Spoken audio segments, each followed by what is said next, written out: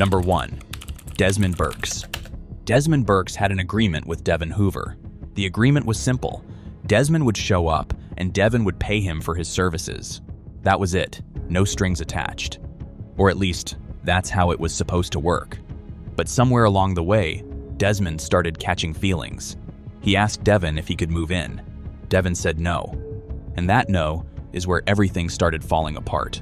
They kept texting, kept seeing each other, but it wasn't the same anymore. Then Devin made it worse. He suggested bringing a third person into what they had. And that suggestion, coming right after he turned down Desmond's offer to move in, is what ended Devin Hoover's life. Devin Hoover grew up in Indiana as one of 7 children, the only son among 6 sisters. By his 50s, he was one of the more respected neurosurgeons in Detroit, working out of Ascension Hospital. He lived alone in a mansion in the Boston Edison Historic District. In April of 2023, his mother Loretta was dying of cancer back in Indiana. The whole family was waiting for him. But Devin never made it. Desmond Burks was 34 years old with a very different kind of story. He spent years in and out of trouble with the law, most recently doing time for arson. He got out of prison in the summer of 2022. A few months later, he met Devin Hoover. Exactly how they met isn't something prosecutors ever laid out publicly.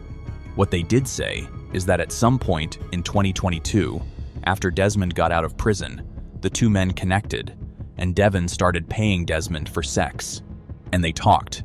A lot.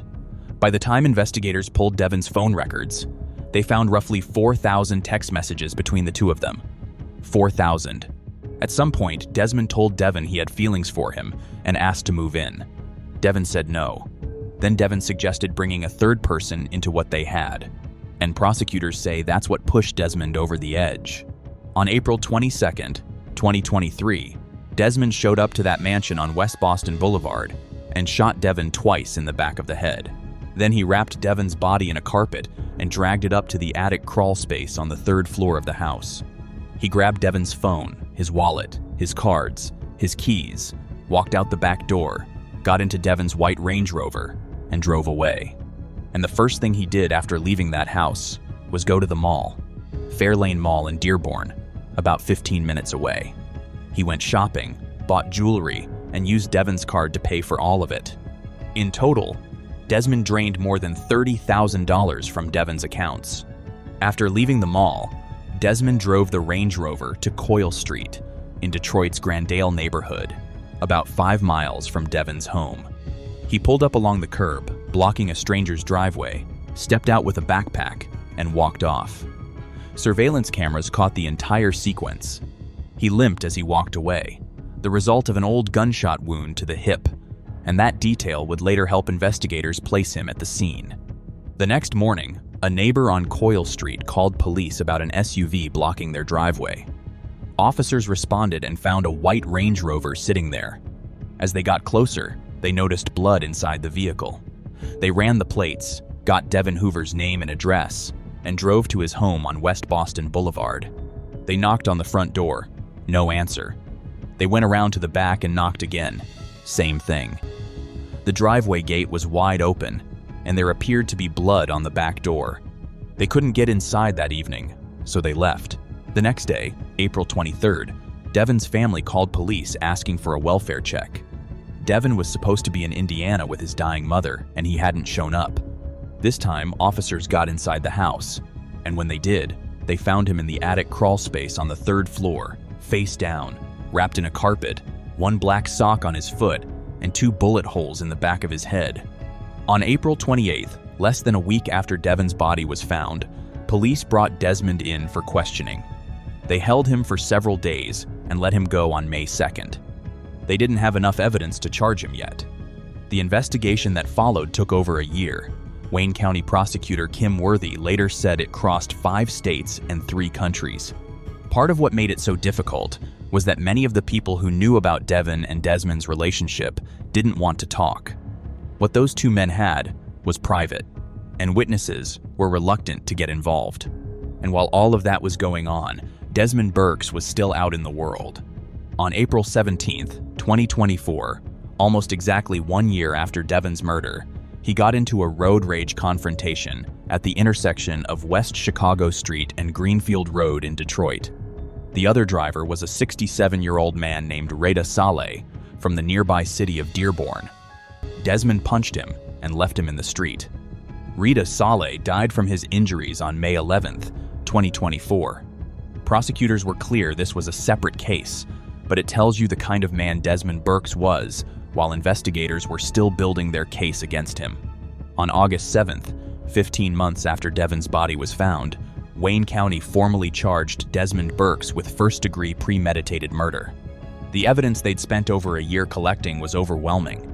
Devon's cell phone data showed his phone leaving the mansion on West Boston Boulevard on the day of the murder, traveling to the area near Desmond's home, then to Fairlane Mall, and never returning. Surveillance footage showed Desmond parking the Range Rover on Coyle Street and limping away with a backpack. His fingerprint was inside the vehicle. When investigators searched his home, they found Devon's Cartier watch and a second watch Devon bought the day before he was killed. And a witness testified at the preliminary examination that Desmond asked him to hold a bag, and inside that bag was a gun and a pair of surgical goggles with Devon Hoover's name on them. At his arraignment, Desmond pleaded not guilty and was held without bond. The case stretched out for nearly 2 years.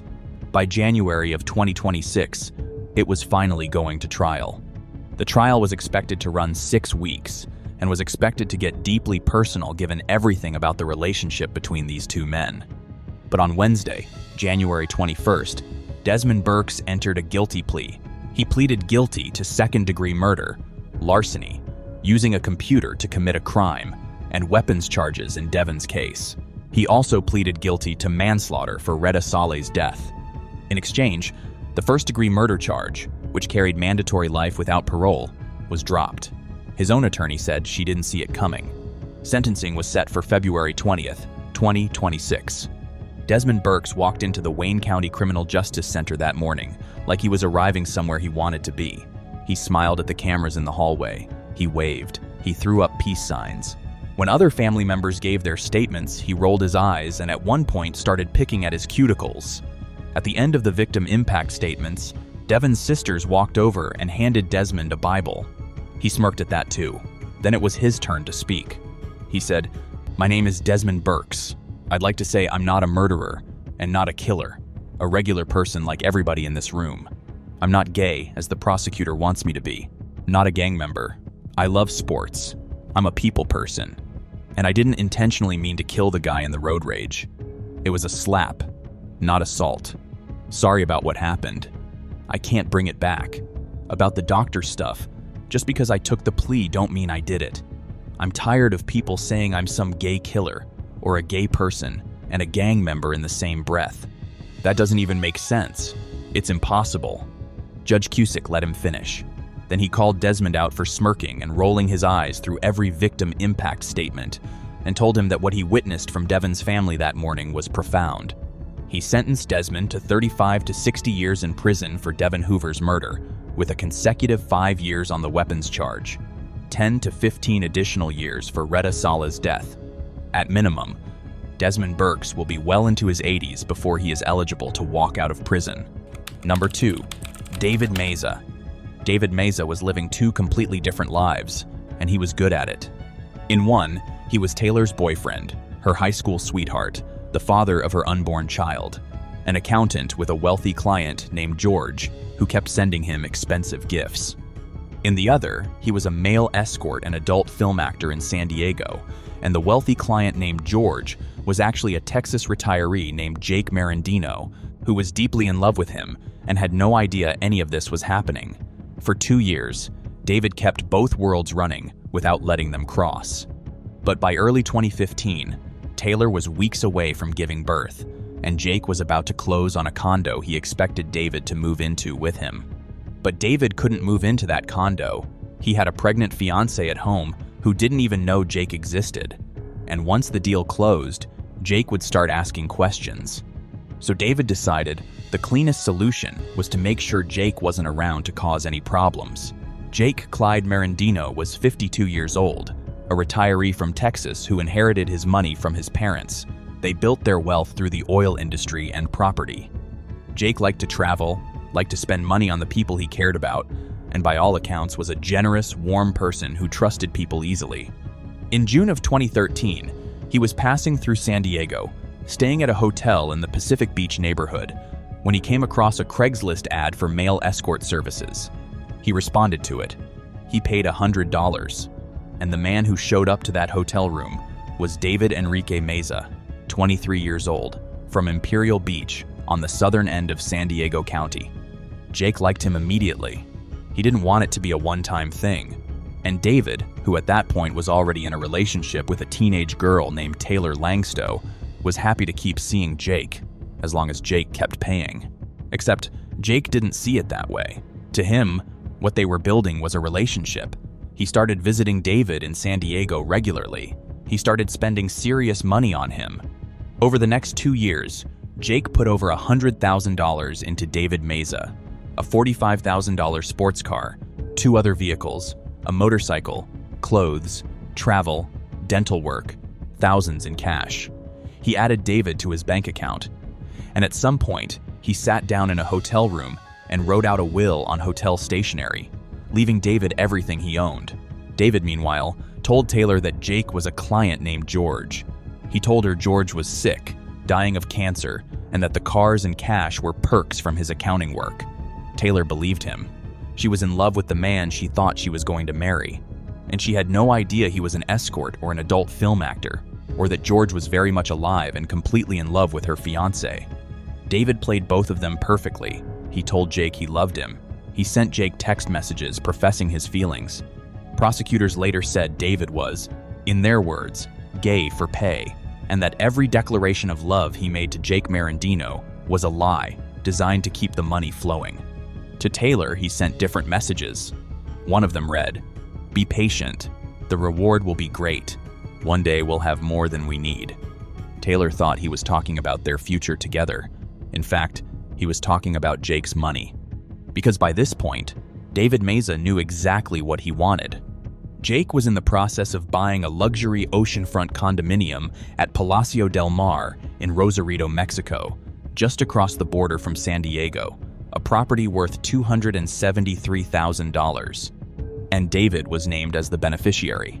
If Jake were to die, the condo would go to David. With a handwritten will, leaving him everything, David stood to inherit a lot of money the moment Jake Marandino was gone. The problem was timing. In October of 2014, Taylor got pregnant. By early 2015, she was close to her due date. Jake, who knew nothing about Taylor or the baby, was finalizing the condo purchase and expecting David to come and live with him in Mexico once it was done. The two worlds David built so carefully were closing in on each other, and David started telling people that George was getting sicker, that it wouldn't be long now. On April 30th, 2015, Jake and David crossed into Mexico together so Jake could sign the closing documents on the condo. He drove his Range Rover, and David followed on his motorcycle, which was a Christmas gift from Jake the year before. The condo wasn't ready to move into yet, so that night they checked into a hotel nearby called Bobby's by the Sea. They spent the evening together in what Jake thought was a celebration. Around 10:20 that night, David got on his motorcycle and rode back across the border to San Diego, back to Taylor, who was weeks away from giving birth. What happened next is where this case takes its darkest turn. Around 12:30 that morning, David turned around. He crossed back into Mexico and stopped his motorcycle on the side of a road a few miles from the hotel. And then, at around 2 in the morning, he called Jake. He said his motorcycle broke down and he needed Jake to come and get him. Jake got up, got dressed, told the hotel security on his way out that he was going to help a stranded friend, and drove out into the dark. He never came back. Mexican police found Jake's Range Rover abandoned by the side of the road a short time later. There was blood all over the inside of it. A trail of blood led from the car to the edge of a ravine, and when they looked down, Jake Marandino was at the bottom. He was stabbed 24 times. His throat was slashed twice, so deeply he was nearly decapitated. Prosecutors later said he was gutted and thrown off a cliff. His Rolex watch, worth $15,000, was gone. His iPhone, iPad, and laptop were all missing. David Meza crossed back over the border before dawn. Surveillance cameras caught him changing his clothes before he crossed. That same evening, he and Taylor drove back to Bobby's by the Sea and collected all of David's belongings from the room he shared with Jake. It was around this point that David told Taylor what happened, or at least enough of it to get her on the same page. He gave her a story to tell if anyone asked, and she went along with it. In the days that followed, David drained Jake's bank account using a debit card Jake gave him. He overdrafted it by $12, which tells you he cleared out every cent. Then he mailed a handwritten will to a probate court in Galveston, Texas, the will Jake wrote on hotel stationery, leaving David everything. Jake's family and friends had already filed paperwork for a legitimate will, Jake wrote back in 1998. David's attorneys contested it and pushed the fake one instead, trying to position David as the sole heir to Jake's entire estate. And 3 weeks after killing Jake Marandino, David Meza was already on escort websites looking for his next wealthy client. Investigators started piecing things together fairly quickly. GPS data from David's phone placed him at the scene of the murder when it happened. The alibi he gave, that he and Taylor spent that night visiting a friend named Joe in Tijuana, fell apart almost immediately. The friend, a man named Jose Aguilera, told investigators he hadn't seen the couple in over a year and they never visited his home. David actually called Aguilera a week after the killing and asked him to lie to police if they contacted him. Text messages between David and Taylor showed he planned the killing months in advance. One message sent before the murder read, "Very soon, we will have more than we could ask for, and it's just going to be us. It will all be over soon, and it will all be worth it." Messages between David and Jake from the day of the murder were deleted from David's phone, but the GPS data told the story anyway. David and Taylor were both arrested on December 23, 2015, more than 7 months after Jake's murder. Taylor, who by this point was a new mother, married David in a rushed ceremony before they were both taken in. She eventually cooperated with investigators and pleaded guilty in February of 2017 to 1 count of conspiracy to obstruct justice for lying to federal agents about their whereabouts the night Jake was killed. She got 21 months in federal prison. David's trial started in April of 2017 and ran for 2 weeks. The jury deliberated for 7 days, and on May 2, 2017, exactly 2 years to the day after Jake Marandino was killed, they came back with a guilty verdict. 1 count of interstate or foreign domestic violence resulting in murder, 1 count of conspiracy to obstruct justice. David didn't react when the verdict was read. The sentencing came in December of 2017. Judge Miller sentenced David Meza to life in federal prison for Jake's murder, plus 20 years on the obstruction charge. The sentences run concurrently, which means David Meza is never getting out. In 2020, David filed an appeal, claiming he wasn't properly read his Miranda rights and that the court overlooked certain defense arguments. The appeal was denied. He is currently serving his sentence at a federal prison in Castaic, California. Number 3. Jason Marshall. Peter Fasoli found Jason Marshall on Badoo and arranged to meet him for a bondage roleplay at his flat in North Holt, West London. Peter was 58 and lived alone. On the evening of January 6, 2013, Marshall showed up at Peter's door wearing a police belt, handcuffs, and a pistol holster. Peter let him inside. That was the last decision Peter Fasoli made on his own. From that moment on, for the next several hours, everything that happened inside that flat was up to Jason Marshall. And when Marshall finally walked out, Peter was dead, the flat was on fire, and Marshall was already planning his next move. Peter Fasoli was a 58-year-old man living quietly in North Holt, a residential area in the London borough of Ealing in West London.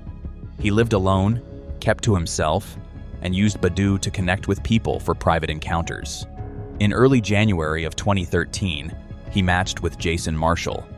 Marshall was 28 years old, from East Ham in East London.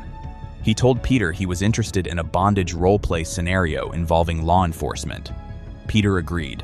They set a date, and on the evening of January 6th, Marshall showed up exactly as advertised, dressed the part, equipment in hand, ready to play a character. What Peter didn't know was that this was not a fantasy for Jason Marshall. It was a compulsion.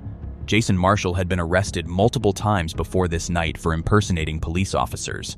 It was something he did repeatedly, something he sought out, something that gave him a specific kind of power over other people. And on the night he walked into Peter Fasoli's flat, he wasn't there for a role play. He was there to take everything Peter had. It started as Peter expected. Marshall played the character, a law enforcement officer, an MI5 agent, arriving to make an arrest. He told Peter he was being detained for being a spy under the Espionage Act. Peter went along with it.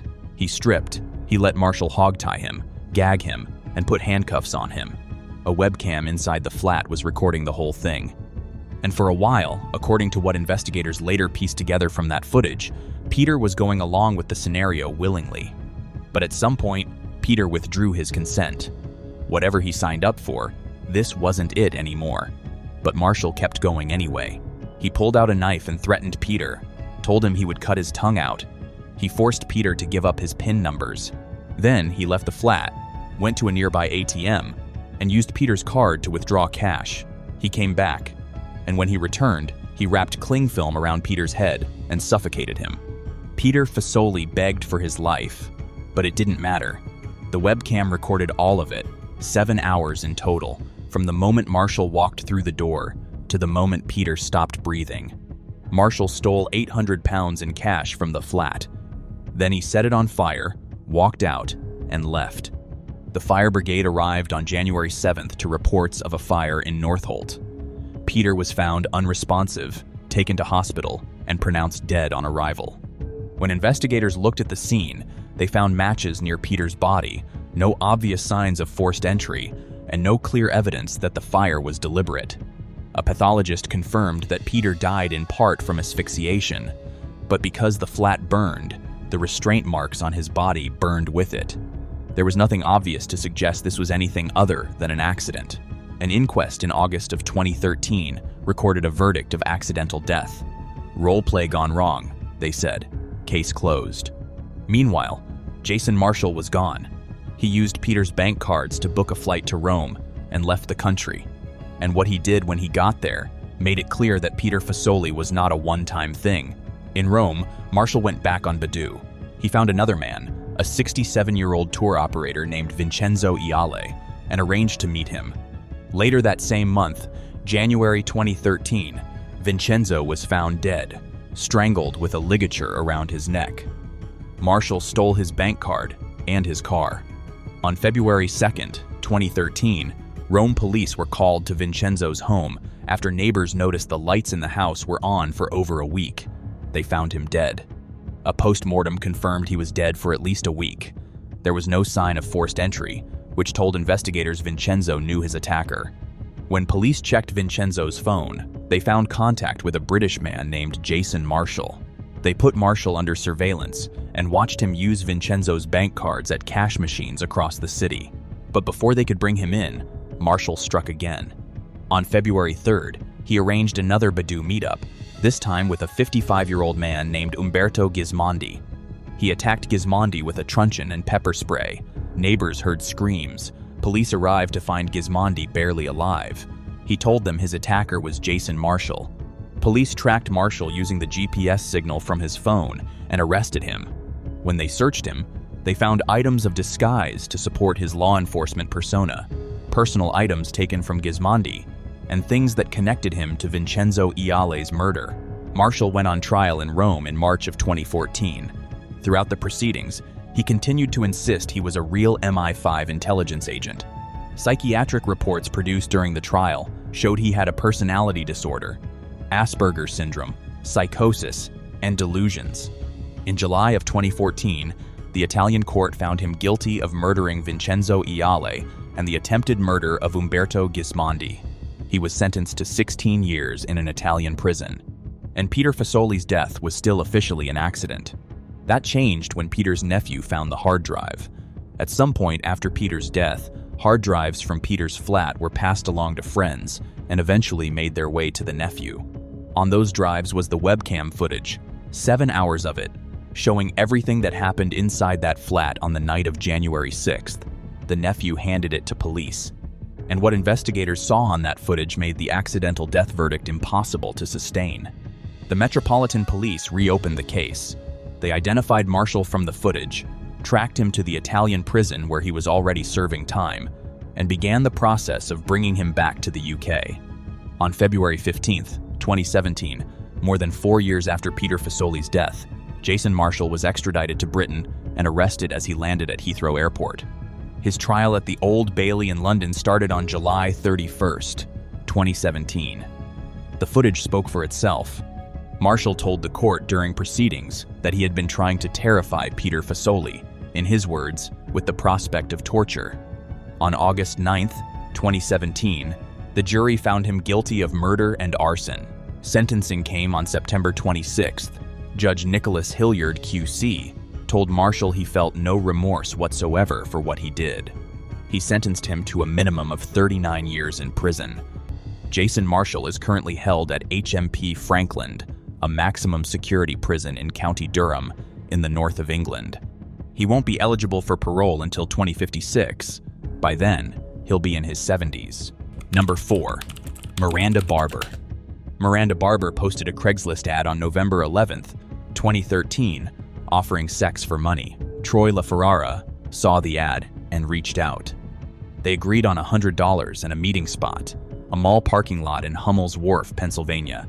Troy showed up thinking he knew exactly what kind of night it was going to be. What he didn't know was that Miranda's husband Elite was already in that car, hiding under a blanket in the back seat, and the two of them already decided that Troy LaFerrara was not getting out of that car alive. Miranda was 18 years old at the time of the murder. She grew up with a deeply troubled background. She claimed she was molested by a relative at the age of 4, a claim her own mother confirmed when she told reporters that Miranda's uncle was charged with sexual abuse of a minor and sentenced to 19 years in prison. By the time Miranda was a teenager, she said she joined a satanic cult in Alaska. She was later diagnosed with schizophrenia, ADHD, and depression. Whether everything she said about her past is accurate is something investigators spent considerable time trying to verify. What is clear is that by 18, Miranda was living a life that had gone badly off the rails long before Troy LaFerrara ever saw her Craigslist ad. Elite Barber was 22 at the time of the murder. He grew up in North Carolina, graduated high school in 2010, and by his own account was bored and dissatisfied with his life. He and Miranda met online in early 2013. They got engaged, and on October 22, 2013, just 3 weeks before the murder, they got married in Dunn, North Carolina. After the wedding, they relocated to Selinsgrove, Pennsylvania, a small borough about 100 miles northwest of Philadelphia. Elite was working as a dishwasher. Miranda used Craigslist to meet men and make money. She advertised companionship, charged anywhere from $50 to $850 depending on the arrangement, and by the time of the murder, she was believed to have met with at least 30 different men through the platform. But the Craigslist encounters were never just about money. According to what Elliott later told police, within weeks of getting married, the two of them started planning something else entirely, something that had nothing to do with finances. They wanted to kill someone together, not for any specific reason, not out of anger toward a particular person. They were just bored. They wanted the experience. And according to Elite, they tried to make it happen before November 11th, but the plans fell through each time. Troy LaFerrara was simply the one that worked. On the evening of November 11th, Miranda placed an ad in the Women Seeking Men section of Craigslist. Troy saw it, reached out, and they agreed on $100 for sex. He drove to the Susquehanna Valley Mall parking lot in Hummel's Wharf to meet her. Miranda was already there, in her red Honda CR-V with Elette folded into the back seat under a blanket. Troy got in. Miranda pulled out of the parking lot and drove 6 miles towards Sunbury, a small city in central Pennsylvania. The couple had a pre-arranged signal. When Miranda gave it, Elite would know it was time. At some point after Miranda pulled over, LaFerrara reached over and touched her. She reached between the front seats, pulled out a knife, and started stabbing him. She later told police she lost count of how many times she stabbed him. LaFerrara, 6'2", 278 pounds, tried to fight back. But Elite was already out from under the blanket by then, a cable cord wrapped around LaFerrara's neck, holding his head back. As LaFerrara struggled, Elite held tight, and Miranda kept stabbing, 20 times in total. What makes this case particularly hard to shake is what came next. LaFerrara was still alive after all of that. He was in the front seat of that car, choking and gasping for air. While Miranda and Alit drove around Sunbury looking for somewhere to leave him, they found a residential backyard. They dumped him there and drove away. The next morning, a woman looked out her window and saw a body in her yard. LaFerrara had no identification on him. Police turned to his cell phone to figure out who he was. The last call on it led them directly to Miranda's number. Police traced the number to Miranda and brought her in for questioning on December 3rd. She denied knowing LaFerrara at first. Then, confronted with the phone records, she changed her story, claiming she acted alone and that LaFerrara groped her and grabbed her throat, and that she stabbed him in self-defense. Surveillance cameras caught Alit buying cleaning supplies, garbage bags, carpet cleaner, paper towels, and seat covers at a Walmart the night of the murder. When police brought Alit in separately, he didn't hold the self-defense story together for long. He admitted he was in the back seat. He admitted there was a signal, and he admitted using the cable cord. And he told police exactly why they did it. They just wanted to murder someone together. After cleaning out the car, the couple went to a strip club. It was Alit's 22nd birthday. Both were charged with criminal homicide. On September 18, 2014, both Miranda Barbour and Alit Barbour were sentenced to life in prison without the possibility of parole. But the case didn't end there. In February of 2014, while sitting in Northumberland County Prison awaiting trial, Miranda Barbour called a reporter from the local Daily Item newspaper and asked to give an interview. What she said in that interview made headlines around the world. She claimed she killed at least 22 people over the previous 6 years in Alaska, Texas, North Carolina, and California. She said she stopped counting at 22. She told the reporter she could pinpoint the locations on a map. She said her first killing happened at 13, when a satanic cult leader forced her to shoot a man. She said she felt no remorse, and she said that if she were ever released, she would do it again. Miranda Barbour remains in a Pennsylvania state prison, and Alit Barbour is in a separate facility. Neither will ever be eligible for parole. Number 5. Alex Tickleman. On the morning of November 23, 2013, police in Santa Cruz, California, found the body of Forrest Hayes aboard his yacht in the harbor. Hayes was 51 years old, a senior executive at Google, a married man with 5 children. He died of a heroin overdose.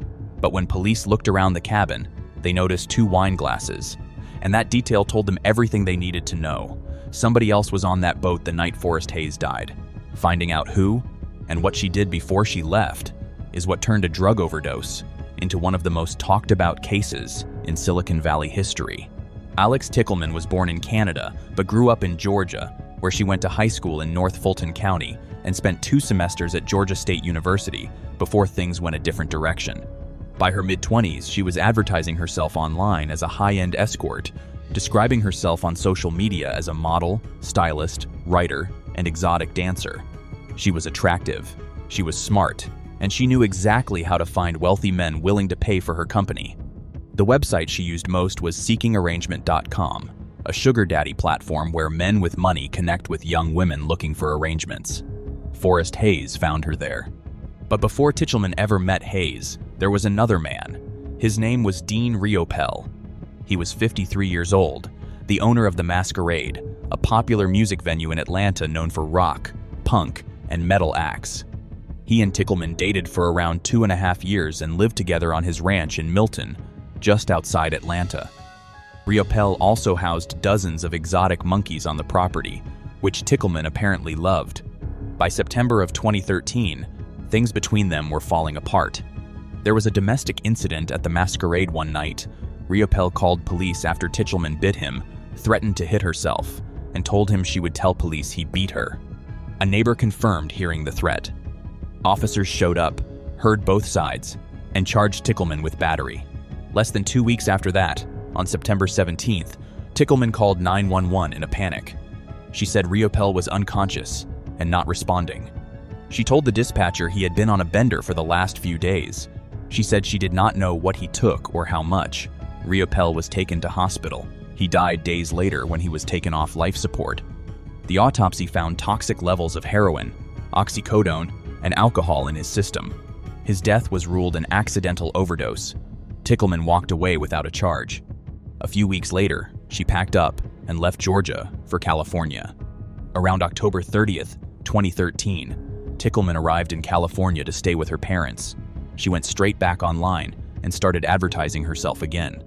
She sent a text to a friend that said, "Guys out here got mad money." Within days, she met someone new. She texted her friend again, said she'd found an amazing guy. The real deal. The next day, she was going out on his boat. He was going to give her $400 to $500 in cash for a few hours, and then a check for $2,000. The friend later said he was relatively certain the man on the boat she was talking about was Forrest Hayes. 3 weeks later, that certainty became fact. Forrest Hayes grew up in Dearborn, Michigan, just outside Detroit. He went to the University of Michigan Dearborn and started his career at Ford Motor Company before moving into tech. By 2013, he was a senior executive at Google. He was 51 years old, married, and the father of 5 children. He kept a yacht called Escape moored in the Santa Cruz harbor, and he used seekingarrangement.com to meet women like Tickleman for private arrangements. Sources differ on exactly how many times Hayes met with Tickleman before the night he died. Some say several times, others say it was only the second meeting.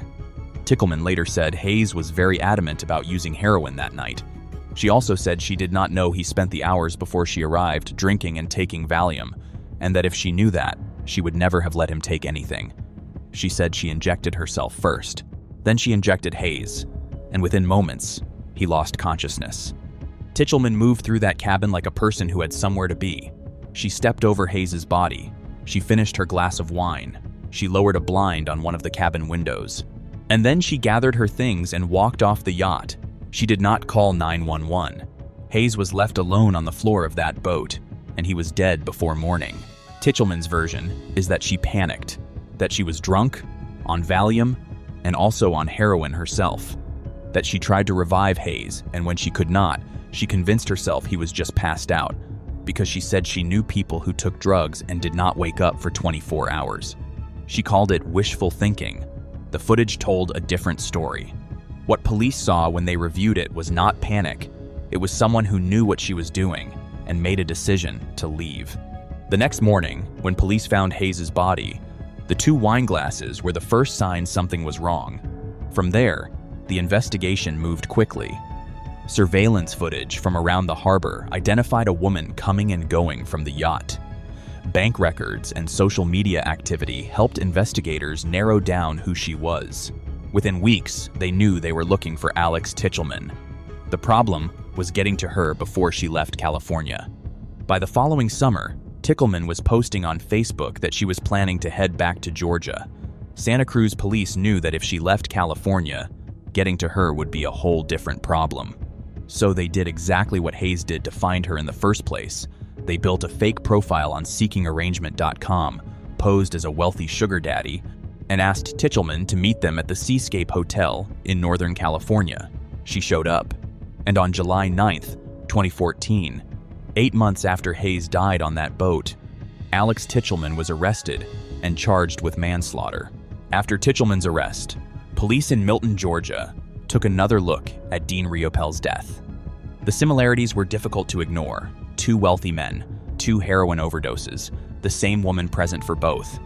And during Tickleman's interrogation by Santa Cruz police, she made an admission she never made to Georgia authorities. She said she provided Riopel with heroin the night he died.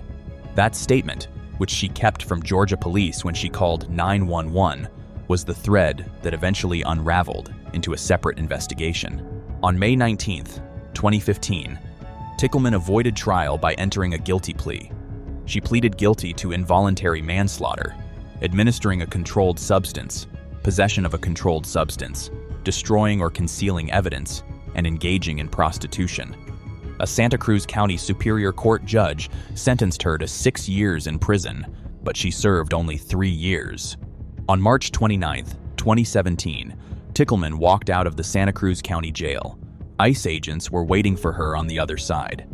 A judge ordered her deported to Canada because of her felony convictions, and immigration officials took her into custody the same morning she was released. She was 29 years old when she landed back in the country where she was born, having spent 3 years in a California jail for the death of a man whose body she stepped over to finish a glass of wine. Number 6. Edwin Faulkner and Juan Carlos Martinez Herrera. On the night of March 2nd, 2012, Edwin Faulkner held John Laubach down while Martinez Herrera tied him up with a lamp cord around his hands and feet and duct tape across his face. The medical examiner later confirmed that the tape is what killed him, pressed tight enough across his airways that he suffocated where he lay. Laubach was 57, a floral designer, a Chelsea man who everyone in the neighborhood knew. He paid the 2 men who killed him somewhere between $20 and $40 a visit for sex. And when they were done that night, they took his laptop, his ATM card, and his jewelry and walked out of his apartment, leaving him exactly where he fell. To understand how 2 people end up doing that to someone they knew, you need to know what connected them in the first place. John Laubach was a 57-year-old floral designer who lived alone in a 4th-floor apartment on West 22nd Street in Chelsea, one of Manhattan's most well-known neighborhoods on the west side of the city. He was a quiet figure in the area. People who lived nearby knew him by sight, often because of his pet cockatoo Bolo, who he carried around with him regularly. By most accounts, he was a gentle, unassuming man who kept to himself. He was also gay, and at some point he connected with Edwin Faulkner and Juan Carlos Martinez Herrera, a couple who worked together as male escorts. Edwin Faulkner was 30 years old at the time, from New York, and came with a significant criminal history. He served nearly 3 years in state prison for attempted grand larceny before this case, and at the time of Laubach's death, he was on parole. He also racked up 7 prior arrests, including busts for drug possession and burglary. Martinez Herrera was 26, an undocumented immigrant, and Faulkner's boyfriend. The 2 worked as a team. The arrangement with Laubach was a regular one. They came to his apartment many times. He paid them between $20 and $40 per visit for sex, which is an unusually low amount even by the standards of street-level prostitution, suggesting Laubach was less a high-paying client and more a familiar, convenient arrangement. He let them in without hesitation. He trusted them enough to give them a nickname. He called them his regulars. They called him Jack. But at some point before March of 2012, something soured. Laubach's friend Hiram Lopez later said that Laubach banned the 2 men from his apartment because they stole from him. It's not clear exactly when that happened or what was taken. What is clear is that the ban didn't stick, or at least it didn't stop them from coming back. On the night of March 2nd, 2012, Faulkner and Martinez Herrera went back to the apartment on West 22nd Street.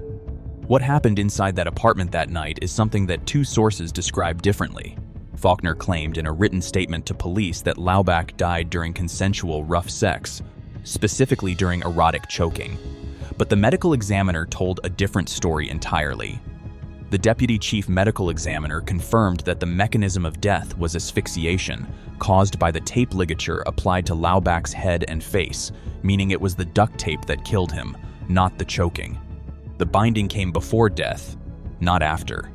And then, Faulkner's own written statement made the defense case nearly impossible.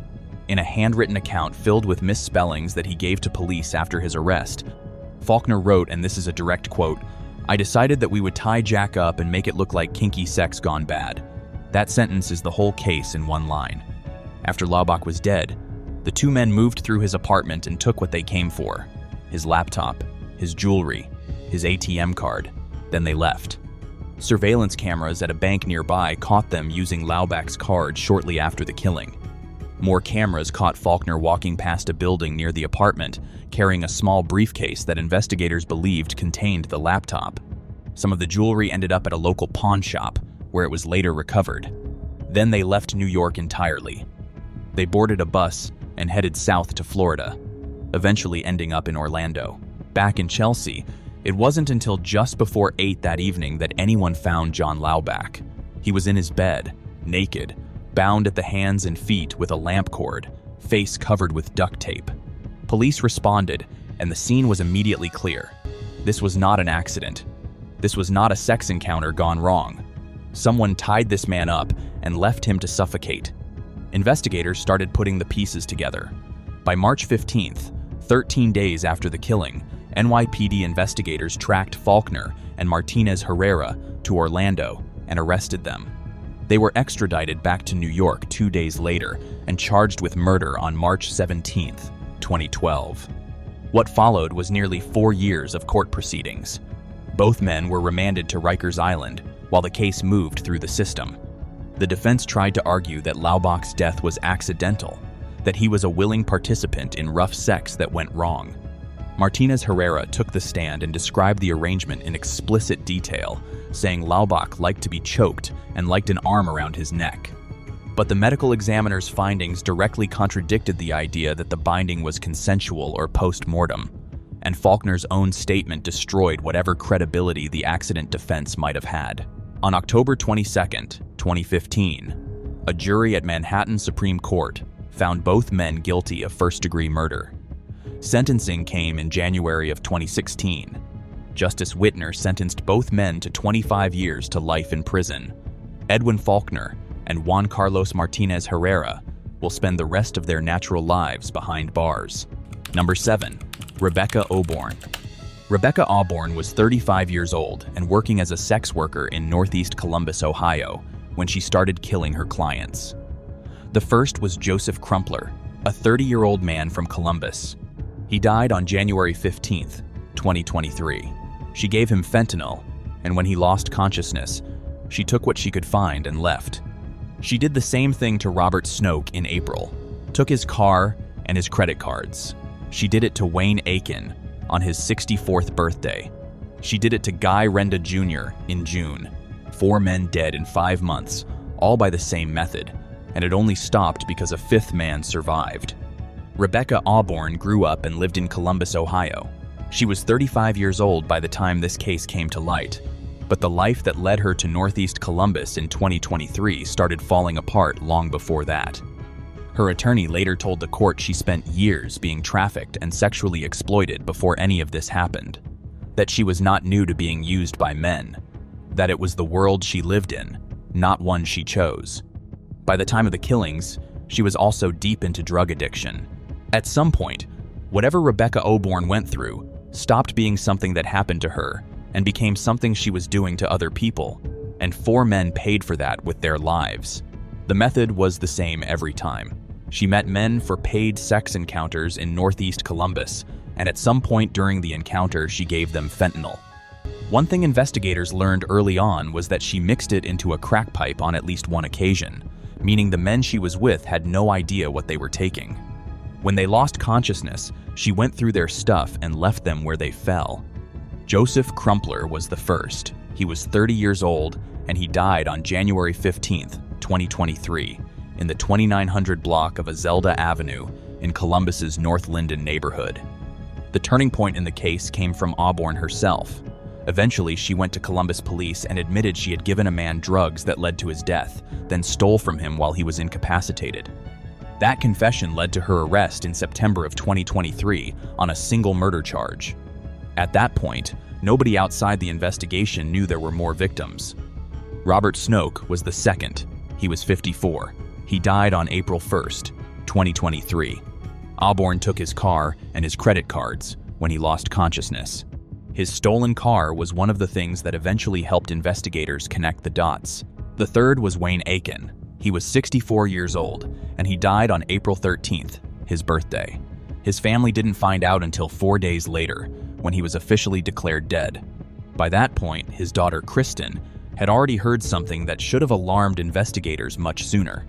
Someone sent her a message warning that a woman named Becca was going around Columbus killing men, and that her father was one of them. Kristen took the information straight to Columbus police. They told her to wait for the toxicology results. She pushed for answers. They brushed her off, and while she was still waiting for someone to take her seriously, another man died. Guy Renda Jr. was 42. He died on June 17, 2023, the 4th and final confirmed victim. And somewhere around the same time, a 5th man, Auburn, dosed during another encounter, survived. He lived, and what he told investigators gave the case the evidence it needed to move. The Central Ohio Human Trafficking Task Force received information about a sex worker in Northeast Columbus who was dosing men and stealing from them. The task force focused its investigation on reported overdoses in the area between December of 2022 and August of 2023. Working alongside Columbus police, homicide detectives, and agents from the Ohio Bureau of Criminal Investigation, they connected Auburn to the 4 deaths and the surviving 5th victim. By October of 2023, investigators finally understood what they were dealing with. On October 25, 2023, Auburn was indicted on 28 charges. She pleaded not guilty. The case remained in Franklin County Court for the next 2 years. On December 19, 2025, Rebecca Auburn changed her plea. She pleaded guilty to 4 counts of murder, 1 count of felonious assault for the surviving victim, and 1 count of theft. Prosecutors agreed to drop 23 of the original charges in exchange. Sentencing was set for February 20th, 2026. Auburn addressed the court herself. She said she was a different person now than she was in 2023, that she was a heavy drug user and was being sexually exploited at the time of the crimes, that she was sorry, that before the end of every day, she thought about what she did to those men and their families.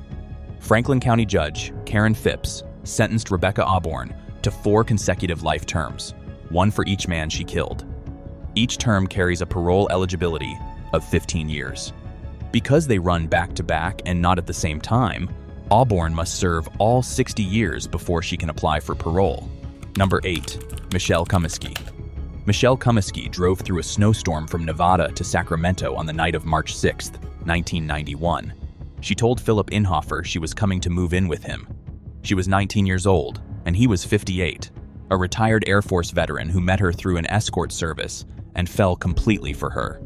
What Philip didn't know was that Michelle made that drive with a plan. The next morning, he was dead, found stuffed inside a closet, stabbed 32 times, and beaten with a blunt object.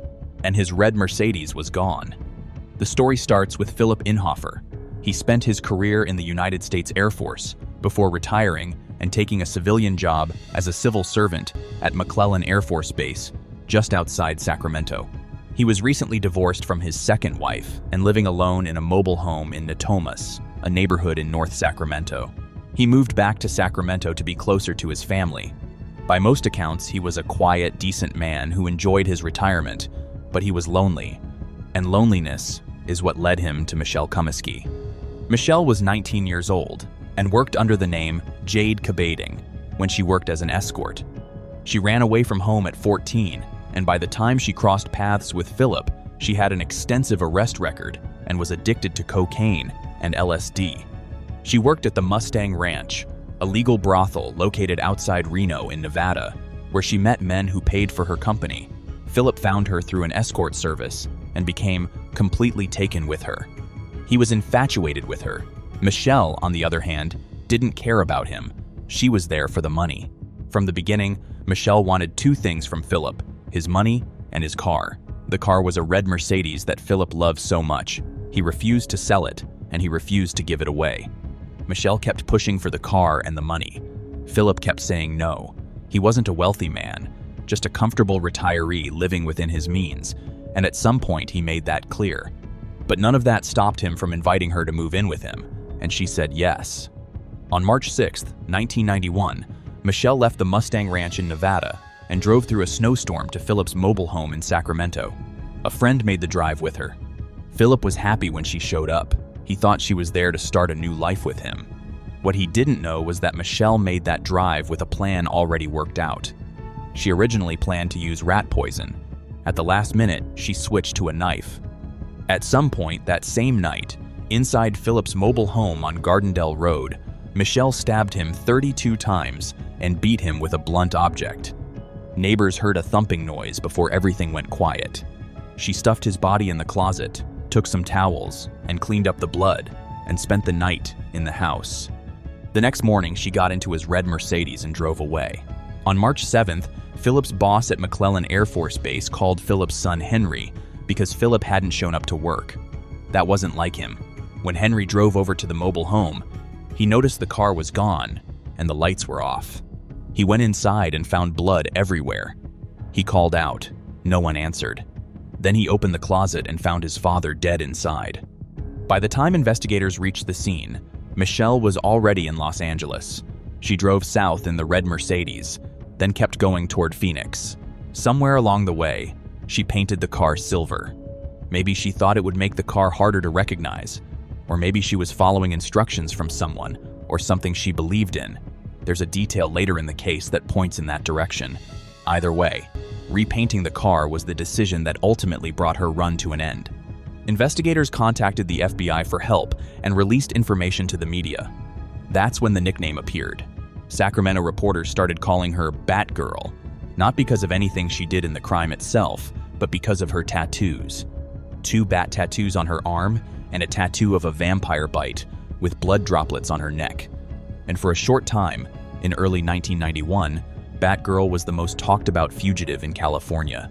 Meanwhile, Michelle loaded the silver Mercedes into the back of a Ryder rental truck and kept heading east. She was traveling with at least one other person.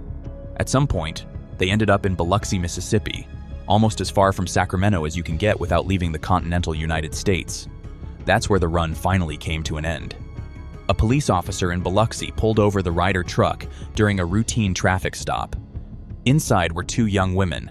Nothing immediately seemed wrong, but in the back of the truck sat a freshly painted Mercedes, and something about it caught the officer's attention. He decided to run the VIN. It traced back to a murder victim in Sacramento, California named Philip Inhofer. The officer arrested both women on the spot. Sacramento homicide detective John Cabrera flew out to Biloxi to interview Michelle and arrange her extradition back to California. He later described the case as one of the most fascinating he ever worked, and when he sat down with Michelle Comiskey in Biloxi, she confessed. She told him what she did.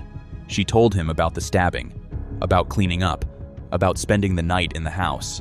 She also said something that has stayed with the case ever since. She said Satan told her to take Philip's car and paint it silver, that Satan told her he would protect her.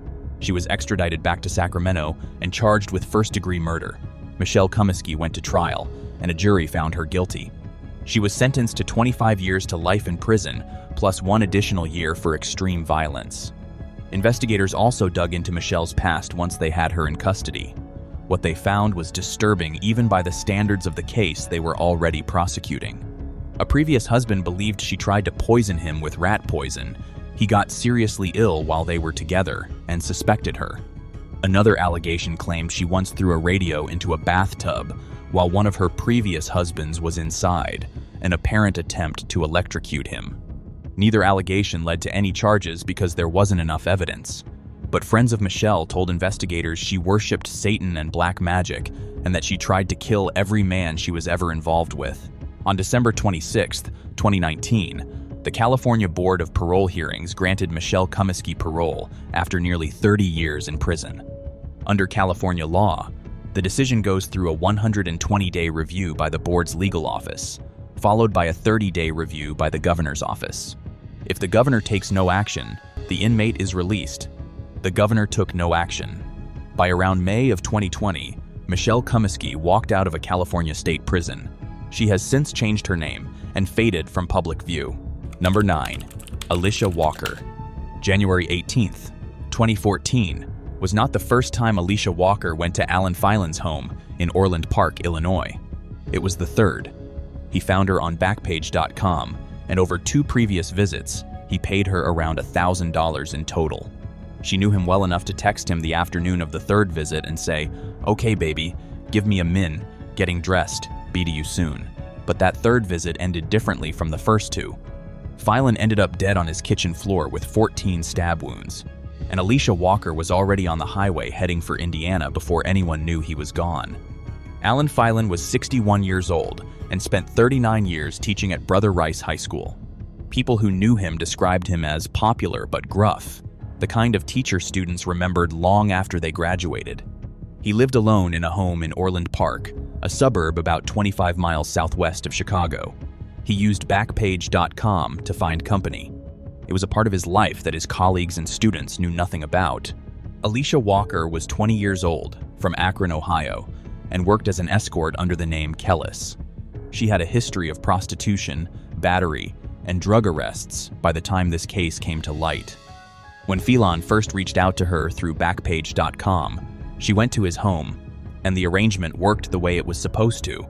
He paid her for her service, and she left. This happened twice, and over those 2 visits, he paid her around $1,000 in total. She spoke comfortably about him to people she knew, calling him a really good trick. By then, he was a regular. Someone she knew well enough not to worry about. On January 18, 2014, Phelan contacted Walker again through Backpage.com, but this time, he wanted her to bring another woman. He wanted a 3-person encounter. Walker brought a colleague from the same escort service. That afternoon, Walker texted Phelan, "Okay, baby, give me a minute. Getting dressed. Be there soon." Phone data later placed her at or near his home between 5:30 and 6:30 that evening. When the women arrived, Phelan was already heavily drunk. The Cook County medical examiner later found his blood alcohol level was 0.208, more than twice the legal driving limit. The problem started at the door. Phelan took one look at the second woman and decided she didn't look like the photos from the Backpage.com ad. He felt like he'd been deceived. He asked for unprotected sex and offered $300. The women refused. And that's when things got ugly. What happened next inside that kitchen became the central dispute in the entire case, and the prosecution and defense told 2 completely different versions of it. The prosecution's version is this. Once Phelan took his money back, Walker grabbed a kitchen knife and went at him. She wanted that money, and she wasn't leaving without it. Phelan ended up with 14 stab wounds to his chest, his heart, his kidney, his spleen, and his liver. Prosecutors told the jury those were not the wounds of a woman defending herself. That was someone who attacked a man and kept going until he stopped moving. Walker's version is different. Her attorney said Phelan exploded, that he called Walker a stupid bitch, threatened to shoot her, and came at her with the kitchen knife himself, that she grabbed the knife away from him to protect herself and the other woman, that the only reason she didn't call 911 and report what happened was because she was a prostitute and she knew the police weren't going to see her as a victim. The physical evidence sat somewhere between those 2 stories. Phelan had defensive wounds on his body. He tried to protect himself. But Walker walked out of that house with nothing more than a broken nail and what looked like a paper cut on her hand. Prosecutors pointed to surveillance footage from a Chicago hotel she visited after the murder. Not a visible mark on her face, even though she claimed Phelan punched her like a dude. And instead of calling for help, she stepped over Phelan's body on the way out, leaving bloody high-heeled boot prints across the kitchen floor, walked out into the January night, and got in her car. After leaving, Walker ditched her cell phone number and activated a new one under the same account. She drove east, out of Illinois. 5 days later, police tracked her down in Fort Wayne, Indiana, and arrested her. She waived extradition and was brought back to Cook County to face a first-degree murder charge. Phelan was found on January 21st, 3 days after Walker left him on the kitchen floor. Police were called for a welfare check after he failed to show up to school. His colleagues were worried. That's how they found him, sprawled on his back in the kitchen, 14 stab wounds, the empty beer cans, and open tequila bottle, still sitting out from the night he died. The case went to trial in January of 2016. It was a 3-day jury trial before Cook County Judge James Abish. Walker chose not to testify. The jury deliberated for 6 hours. When they came back, they convicted Alicia Walker, but not of first-degree murder. They found her guilty of second-degree murder. Second-degree murder in Illinois means the jury believed there was some mitigating factor, either a sudden intense passion or an unreasonable but genuine belief that the killing was in self-defense. The jury didn't fully buy the prosecution's version, but they didn't buy the defense version either. Somewhere in the middle of those 2 stories, they made their decision. Sentencing came in March of 2016. Judge Abish sentenced Walker to 15 years in the Illinois Department of Corrections. On July 8, 2021, Alicia Walker walked out of prison after serving just over 5 years of her 15-year sentence, released early under Illinois' Good Conduct Credit System. Since then, she became an activist and public speaker, fighting for the decriminalization of sex work and the rights of criminalized survivors. Alan Phelan's family got a different kind of ending. He spent 39 years teaching at Brother Rice and died drunk and alone on his kitchen floor in a part of his life nobody at that school knew existed. Number 10. Erica Covington and Ariana Taylor. At 2:36 in the morning, on May 15, 2023, Brian Altamirano Solano walked into a fifth-floor hotel room at Caesars Palace in Las Vegas with two women he met in the valet area about 20 minutes earlier. He was 25 years old, from Nicaragua, in the United States, seeking asylum. He was also visibly drunk. At 2:48, 12 minutes later, the two women were captured on surveillance cameras, running through a hallway with his bag. A housekeeper found Brian more than 8 hours later, shot once in the chest. The two women were Erica Covington and Ariana Taylor. They were both 20 years old, and they were cousins. Brian Altamirano Solano left Nicaragua and came to the United States to seek asylum. He was 25 years old and did not speak English. By May of 2023, he was in Las Vegas, moving around a country whose language he didn't speak. On the night of May 14th, going into the early hours of May 15th, he was at Caesars Palace, one of the most famous hotels on the Las Vegas Strip, a sprawling resort in the middle of the city where thousands of people pass through every night. At 2:14 that morning, surveillance cameras in the valet area of the hotel picked him up talking to two young women. He was unsteady on his feet. Prosecutors later noted in court documents that he was obviously intoxicated. Communication between him and the women was difficult because he spoke Spanish and they spoke English. And according to what Erica Covington later told police, Ariana Taylor used a translating app on her phone to bridge the gap. What was said between them in that valet area is not something any court document spells out. What the cameras show is that 22 minutes after they started talking, all three of them walked into his hotel room together. Erica Covington and Ariana Taylor were cousins, both 20 years old, and both working as sex workers on the Las Vegas Strip that night. They were also both underage for a Las Vegas casino floor. The legal age is 21. What happened inside that fifth-floor hotel room in the 12 minutes between when the cameras show all three walking in and when they show Covington and Taylor running out is something neither woman ever fully explained to investigators. Covington told police she and Taylor met Brian at the valet area and went upstairs with him. But when detectives asked her what happened in the room, she asked for a lawyer. Taylor's approach was different. She told investigators she had bad memory from a car accident and couldn't recall what happened. When asked directly about the murder, she told detectives they needed to do their job. What investigators found in that room told its own story. Brian Altamirano Solano died from a single gunshot wound to the left chest, according to the Clark County coroner. The shot came from a gun that left behind a cartridge casing with the head stamp Hornady, a specific ammunition brand. When detectives ran that casing, it matched a casing from a separate incident 5 days earlier, a domestic violence report on South Pecos Road on May 10, 2023, in which Ariana Taylor was listed as a victim. The gun that fired the bullet that killed Brian Altamirano Solano was connected to Taylor through that prior incident. Neither prosecutors nor police ever officially stated which woman pulled the trigger, but that casing is what pointed them in Taylor's direction. By the morning of May 17th, detectives identified both women through a combination of the hotel surveillance footage, tattoos visible on camera, photos on Taylor's Instagram account, and the cartridge casing link. That same day, police tracked Covington and Taylor to an apartment on Simmons Street in Las Vegas. When they searched the apartment, they found a Glock magazine and the clothing the two women wore at the hotel the night Brian was killed. Both were arrested and taken into custody. Detectives also found 2 explicit videos on Brian's phone featuring Covington and Taylor. The videos helped show what kind of encounter had taken place and confirmed both women were in his room that night. The case initially moved through the courts with Covington and Taylor facing serious charges: murder with use of a deadly weapon, robbery with use of a deadly weapon, conspiracy to commit murder, conspiracy to commit robbery, and burglary while in possession of a firearm. A grand jury indicted them in June of 2023. Shortly after, prosecutors added a first-degree kidnapping charge, alleging the two women held Brian against his will for the purpose of committing robbery, and that the robbery resulted in substantial bodily harm. Both pleaded not guilty. The case sat in the Clark County courts for over a year.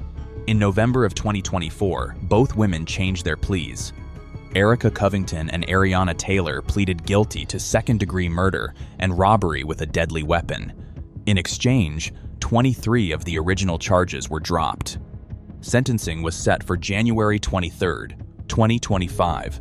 The sentencing hearing took place at the Regional Justice Center in Las Vegas before Clark County District Court Judge Tiara Jones.